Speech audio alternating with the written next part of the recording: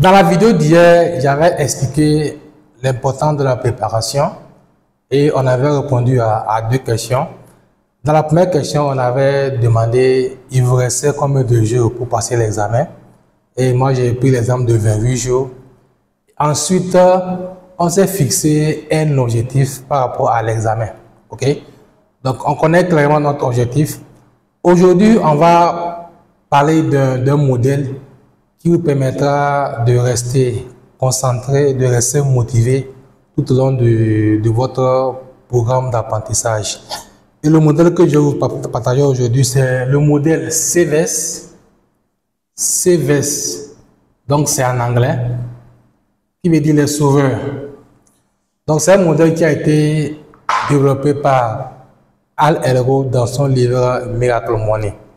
Hal Elrod, son histoire c'est quoi?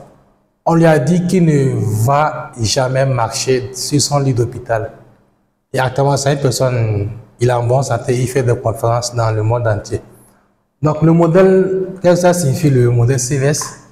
Le S veut dire silent, donc c'est en anglais, qui veut dire silence. Donc chaque matin, vous devez méditer sur votre examen. Et dans cette méditation, on peut avoir quoi? Ceux qui sont des musulmans, la prière, musulmans ou chrétiens, la prière. Et ceux qui sont plus des musulmans, on parle de zikr. Donc ceux qui sont des chrétiens peuvent lire la Bible avec les paroles prophétiques. OK? Donc, après le S, c'est le A, qui veut dire affirmation. Des affirmations positives.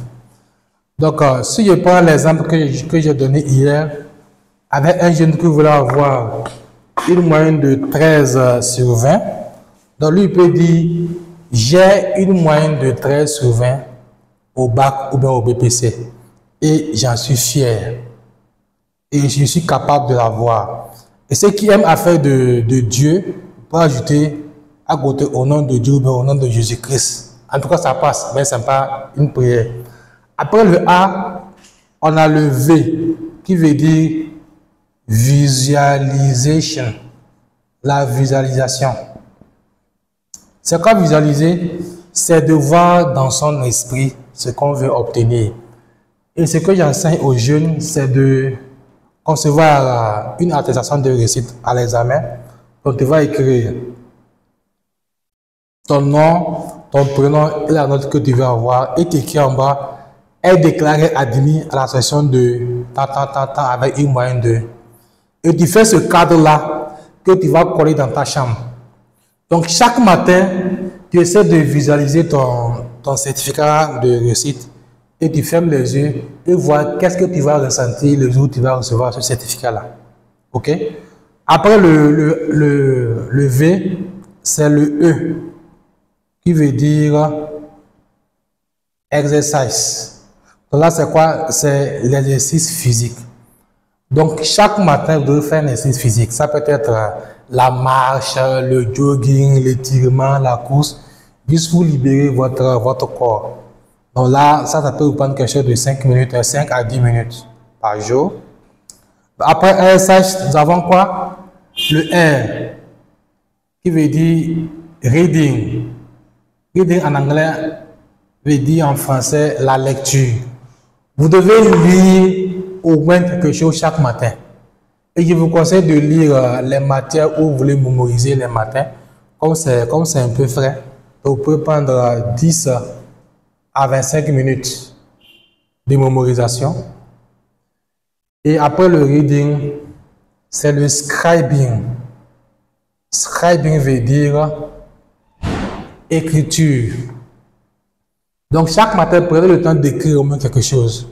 Donc ici c'est le cas où on veut faire des petits résumés, rédiger les formules de mathématiques, les formules, etc. Donc regardez comment on peut pratiquer le modèle CVES. Si tu peux le faire chaque jour entre 30 à 60 minutes, tu es bien parti. Mais attention, Je sais que tu te réveilles à 6h30 ou bien à 6h15, mais maintenant, je te conseille de te réveiller chaque matin à 5h. 5h ou bien 5h30 pour te permettre de pratiquer le modèle CVS. Donc, je reprends. Le S veut dire le silence.